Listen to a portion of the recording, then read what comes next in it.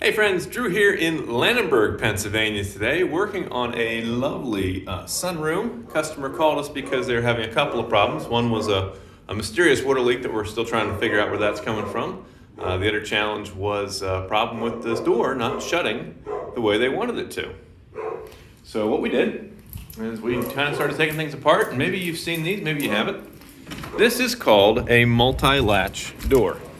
And when I say multi-latch, what that means is that we've got a pin up here at the top, we've got a catch here, we've got the normal strike that you'd expect to see here, another strike, another catch at the bottom, and then the pin down here in the floor.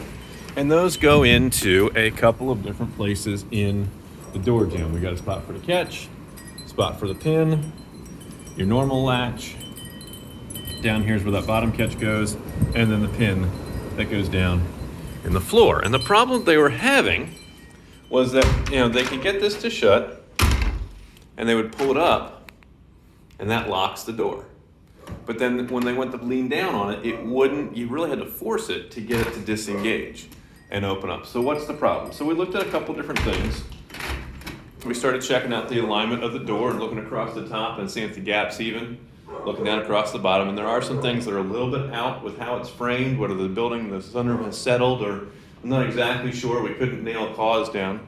But we did know that the strike and some of the things were not lining up like they should be. So we came outside to try to figure that out. And I engaged all the locks. And then we just started with blue tape and a pencil and putting marks where the strikes were. And then comparing that to where they were recessing. And we found this bottom one was hitting incredibly hard when you tried to disengage it. For whatever reason, when you're engaging it, it lifts that latch up and it goes into the hole. But when you disengage it, allows it to drop down. It hits the bottom of this pin, the bottom of this plate, and it was physically rubbing on that, which was preventing them from being able to disengage it and get it out. And they really had to put some muscle behind it. So the solution was relatively simple, all things considered. We were able to take and loosen these screws. There's a knockout in the PVC jamb behind that. We had to open that up, lower this down to the appropriate height, screw it back in. Same thing in the middle. This one dropped about 3/8 of an inch to get it back to where it needed to be. We also adjusted this strike out so that it would catch, and we had to fabricate a screw and nut system to help hold the way this was. The original parts were lost or damaged, I'm not really sure, but we were able to fabricate something to kind of hold this in place so it is now where it belongs, and that's not going to move anymore. So now, when you close the door, well, let's disengage the locks. Okay, locks are disengaged. We'll try this again. When you close the door, it actually stays shut. It's amazing how that works. And then if you want to lock it, punch it up and it's locked. You can dial the deadbolt if you want. That engages properly. Disengage that, pull down, and it opens and you're ready to go. So a little bit, it came down to really just adjusting some of those strikes, getting them at the proper height, and then, like I said, fabricating some parts down at the trailer with some of the things that we had on board to get that back to where it needed to be, short of getting online and trying to find the manufacturer. And of course, there's no brand name right on here.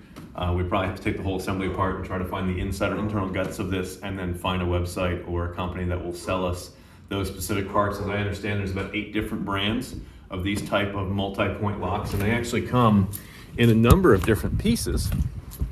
So they've got the center bar, which runs all the way down. There's a latch mechanism in here, and then this top pin is a completely separate part. The bottom pin actually is geared so that when it's drawn in one direction, it's engaged in the other direction. So when you're lifting, I think when you're holding up on the handle, it's pushing down on that pin. So there's some gearing in the bottom to help make that happen. So I took all those pieces out and we kind of tested everything individually to see what might be causing the problem, and then we were able to nail it down to it was this bottom catch not being able to release, hitting against that strike. And simply adjusting those strikes and putting them back where they belong got us to the point where we shut just like we're supposed to. So we're going to take a look at some of the other things that are going on in the sunroom. It's a gorgeous space, gorgeous backyard. But we need to figure out where some of the leaks are coming from. They have some hail damage in this, it's not chloroplast plastic, a little thicker than that. But we got some suppliers that we're going to try to hit up and see if we can't find some replacement panels. And in the interim, we may just throw some clear silicone or outdoor adhesive on that just to keep water from getting in where it doesn't belong.